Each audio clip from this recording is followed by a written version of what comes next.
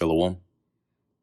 First and foremost, I want to give all praises, honor, and glory to Yahweh, Bahasham Yahushai, Bahasham Rachak Kodash. Double honors to the elders and the apostles of Great Millstone, and peace and blessings to the elect.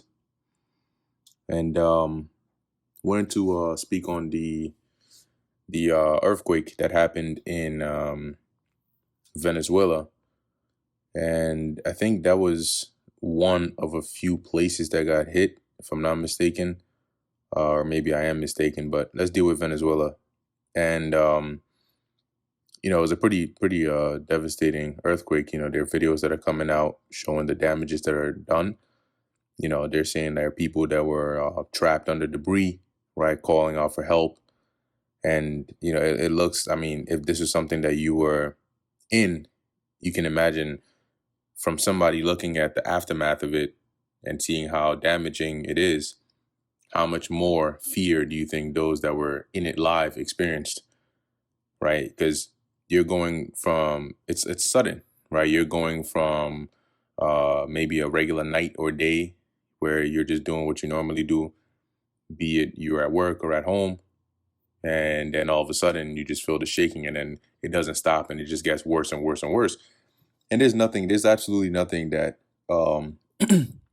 you can physically do about it, right? In that moment, you try to recall things. Oh, what are you doing this? I think I heard something about trying to, get into a certain kind of space or, run out of buildings, whatever the case is. But, you end up getting caught up in it, right? And then either you or a loved one or a friend or somebody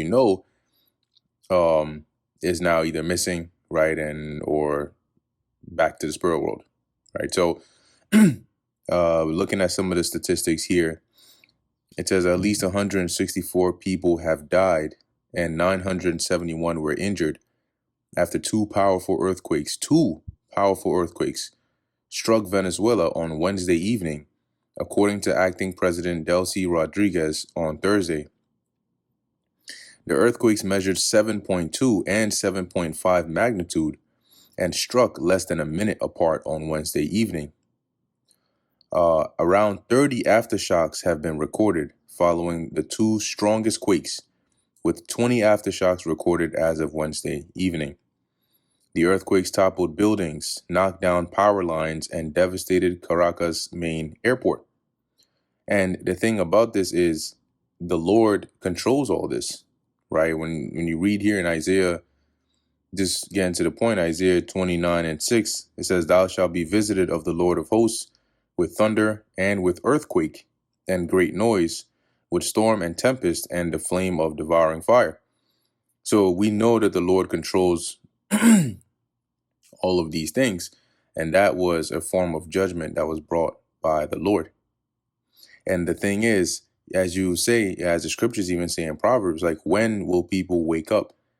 The more, as it's in 2nd Ezra, the 16th chapter, right, that the Lord has sent scourges, right, plagues as scourges for amendment. But for all these things, they shall not turn from their wickedness. The more the Lord brings these things, these judgments upon Israelites, upon people, the more they call on other gods, the more they deviate from the Lord, and they just still don't get it.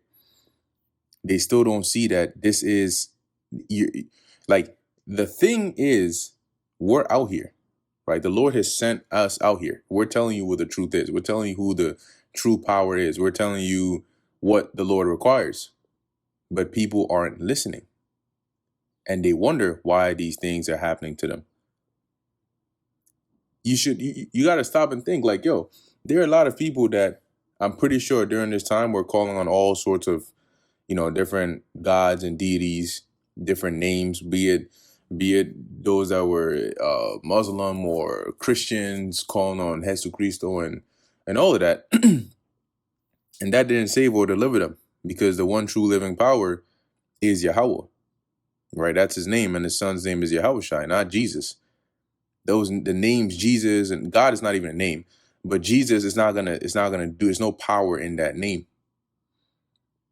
and due to Israel's lack of I don't know what to call it, but their inability to turn back to the Lord, they're going to keep suffering these judgments, and it's going to get worse and worse and worse. The world is about to see the fear of the Lord.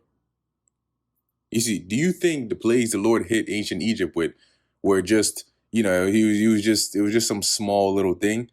And remember, Egypt at that time was like a main known empire, right? It was like one of the main top places in the known world.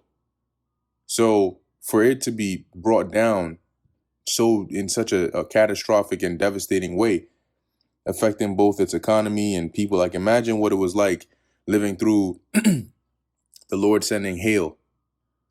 And when you read in I think the scriptures say that there was like fire, right? Fire that was setting ablaze in the earth, just like fire running through the earth. And in Wisdom of Solomon, it goes into details about how the elements were changing their nature. Fire in water was not cooling off. So you get hit with with hail. Maybe your shoulder is now messed up. Your ass is lit on fire. You run and you jump into the water, and the shit is not cooling you off. You're like, whoa, whoa. Like, this is the fear of the Lord. And he hasn't showed forth his full judgments yet, but our people still don't get it. All right, they still don't get it. This is, let me go here real quick. Hosea chapter 4, verse 6. And it reads, my people are destroyed for lack of knowledge, because thou hast rejected knowledge. You see that? And this is something that they do even till today. When you try to tell them about the truth, the majority of their response, if they're trying to be polite, they'll just act uninterested, or just tell you, look, I hear it, but that's not for me. I'm not really into that, and then blah blah blah, and then they'll go. Or they'll just tell you, look, don't bring that over here. We ain't trying to hear that. It's because you ain't trying to hear that you keep going through the things you're going through. You keep suffering the things you keep suffering. And that's why it says in Isaiah, why should he be stricken anymore? He will revolt more and more. I will also reject thee, that thou shalt be no priest to me, seeing thou hast forgotten the law of thy God. I will also forget thy children. So it's interesting that when judgment strikes, people try to call unto the Lord, scream out to his name, and not even his true name, but they scream unto the Lord and they call unto the Lord. But when he calls out to you via his prophets, you don't listen, you don't hear. But magically, he's supposed to hear when you cry out, because now you're going through pain and suffering. The Lord is called the Most High for a reason. You don't, it's not that, because you called, he has to answer. Listen, somebody calls you, you don't even have to answer. You got people, like, somebody might call your phone, and you got people, they'll just stare at it. Look at the call. Nah, I don't want to talk to this person right now. I'm just ignore that. And not even know why they're calling. And from that other person's perspective, in their mind, they could be like, they're calling with desire, need for help. But it doesn't matter why they're calling. If you don't pick up, you don't pick up. It's not that every time you see a phone call or somebody calls you immediately, oh no, I have to. Doesn't matter who it is, I have to answer this. No. So if you even have that, how much more for the Most High? You got people thinking, just because you call to God for help, he has to answer. And if he doesn't, then he's not real. Oh, he's not real? You're going to find out, not on the right-hand side, but on the left-hand side, how real the Lord is. Because the scriptures say that the Lord does both evil and good. And that's the part that seems to keep going over people's heads. This is Isaiah chapter 45, verse 5. I am the Lord Yahweh, there is none else. There is no God beside me. I girded thee, though thou hast not known me, that they may know from the rising of the sun, which is the east, and from the west, that there is none beside me. I am Yahweh, and there is none else. I form the light and create darkness. I make peace and create evil. I, the Lord, do all these things. So guess what? Who caused that earthquake? The Lord did that. What? You can't say that. People died in that. You're going to say, so God kills? Yes. Yes. Go and read. People who ask questions like that have not read the scriptures. They have not. If they did, they would have the answer to that question like that. And as the Lord, and this isn't going to be the end, that Yahushua mentioned, right, in Matthew 24, that there were going to be earthquakes in diverse places. Now, when the disciples asked the Lord in Matthew, the 24th chapter, they asked him for the signs of his coming and of the end of the world. And a part of the signs, he mentioned the earthquakes, right, in diverse places. Now, if this was something that was just going to be a norm, something that happens every so often and so on, why would that be a sign? It wouldn't, if it wasn't meant to be noticeable, what would be the sign about it? Why would that be a sign? So the fact that the Lord mentioned it means that it'll be noticeable enough for you to recall his words and say, oh yeah, the Lord, like this is an abnormal amount or degree of earthquakes happening in places that you don't expect it to happen in. So much so that you like, it's everybody's talking about it. That's when it rings in your head. Oh shoot. Yeah, this is the Lord did mention this. Like Joseph, right? Joseph, when he was in prison, he interpreted the dreams of the baker and the butler, and one of them got put to death, and the other was restored back to his position. And Joseph said, remember me. But here's the thing. The whoever it was, I forget which one of the two, who got restored, didn't remember Joseph for I think about another 2 years or so. But let's just say it was a long time. But it wasn't until a similar situation that he had experienced it became such a big deal that it triggered what he remembered about Joseph. Because Pharaoh had a dream. He didn't understand it. And when Pharaoh has a dream, because Pharaoh is the top man in Egypt. So when he has a dream, it's a big deal. He can't understand it. He's sweating on it. He's looking for people to break it down to him. That is noticeable enough for whether it was a butler or the baker to recall, oh, right, I did meet somebody who was able to interpret dreams. See, so likewise, when the Lord said that there were going to be earthquakes in diverse places, it's a sign because it's going to be on such a level that it triggers. Oh, yeah, no, this is the Lord did say this would happen. But if it was just something that just something light just goes under the radar, what would be much of a sign about it if this just happens? If this just happened, I mean, earthquakes have been happening since the beginning. So what's so special about it happening now that the Lord would say that it's a sign? Long story short, what happened over there in Venezuela is just one of many that's been happening and that will continue to happen. Coupled with all the other things the Lord is getting ready to bring to this place, well, it's not looking too well if you are not doing what you're supposed to do. See? And the scriptures say that. Let me see if I can find that. Where can I find this? I believe it might be in 2nd Ezra, the 7th chapter. But let's take a look and see. Yeah.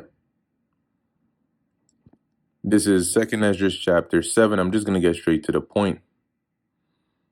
It says here, 7 verse 41, even so now, seeing corruption is grown up. Let me see 1 second. Okay. Yeah. So in 2nd Ezra 7, starting around maybe 36, Ezra is saying here that there were times past where men, righteous men, holy men prayed for those in their time, and the Lord heard. And so he goes on to list, right? Abraham prayed for the Sodomites. Moses prayed for those that sinned in the wilderness. And then it goes on and on and on. Now, jumping down to verse 41, it says, even so now, seeing corruption is grown up and wickedness increased, and the righteous have prayed for the ungodly. Wherefore shall it not be so now also? He answered me and said, this present life is not the end where much glory doth abide. Therefore have they prayed for the weak. So they were able to do that because the time of judgment, i.e. the time of Jacob's trouble that we're in now, is the time where all those that have been reserved, regardless of life, reincarnation, time period, whatever it is that you've done, the Lord has reserved you for that judgment for. When you come back in this time, there's going to be no escaping it. So back then, men could pray for others, even though those that were prayed for might not have been righteous. The Lord could have still had mercy on them. But now, in this time, it's not going to be that time. So that's what the angel is telling Ezra here, right? That this present time, this present life, which he's talking about Ezra's time, is not where the glory doth abide. That's going to be in our time now, because our time is going to be when Yahweh Shai comes back, when the transition, of kingdoms comes in, when the reward with all the glory and all that is going to reside in this time. Verse 43, but the day of doom shall be the end of this time, and the beginning of the immortality for to come, wherein corruption is past. And Paul even speaks about that in 1 Corinthians, the 15th chapter. Verse 44, intemperance is at an end, infidelity is cut off, righteousness is grown, and truth is sprung up. Then shall no man be able to save him that is destroyed, nor to oppress him that hath gotten the victory. See that? So in this time, as the Lord is ramping up the judgments bit by bit by bit by bit, this isn't going to be like ancient Egypt, where you had the wicked and the righteous all make it out of Egypt. Right? This isn't going to be like different times when Israel go off and there would be a righteous man who pray for them and the Lord will have mercy on them all. No. Now everybody got a target for them. I believe either in Jeremiah or Isaiah, it says, when they come unto you and they say, whither shall we go? Then you tell them, such as are for the sword, to the sword. Meaning those that are destined to die by the sword, that's how you're going to, that's what's waiting for you. Right? Such as are for the famine, to the famine, such as are for the captivity, to the captivity, so on and so forth. So that is how the Lord is operating in this time on an individual basis. You either gain deliverance and salvation or you're not. And majority of our people have clearly decided they don't want any parts of salvation or deliverance. They want to do everything else under the sun, but believe and trust in the Lord. And then when they exhaust everything else and realize that none of it works, then they want to come back and try to call upon the Lord. And you think the Lord is going to be there with arms open saying, oh yeah, I've been waiting for you. You can come on here. No. Just like you wanted to try every other option, the Lord closed his doors. That's it. Final offer, that's it. No bargaining, no negotiation, no coming back to, oh, okay, I'll give you. If the Lord says, look, 17K, you say, no, I don't want it. Then you go and you try other places and find out whatever it is you're trying to get, they all 25K, 30K, 59K. You're like, what the fuck? What? Yeah, I had a really good deal. And then you try to run back and you're going to come back and ain't nothing there. It's not even going to be that, okay, maybe the shop is open. You can go in there and try to bargain and maybe you can at least even talk to him. No. You're going to come back and it'll be like that shop was never there. Yo, wasn't there a shop over here? Nope, I don't know what you're talking about. What? There's a damn Toys R Us built over there. You're like, I just left here 3 hours ago. How the hell is there a Toys R Us over here? And that's how you know those doors are closed, because you ain't never getting that shop again or that offer. So a lot of you Israelites better wise up, better spirit up, and start doing what's right. Because like I said, the situation in Venezuela, that's nothing compared to what the Lord has in store for this place. Earthquakes happens, and there have been worse earthquakes that have happened, more devastating with greater death tolls. And yet the scriptures say that we're coming into a time like never before. So I'll let your imagination do the rest from here. Anyway, with that, I'm going to end it here. Lord willing, that was edifying to the elect. In closing, I want to give all praises, honor, and glory to Yahweh, Bahasham Yahweh Shai, Bahasham Recha Kodesh. Until next time, Shalom.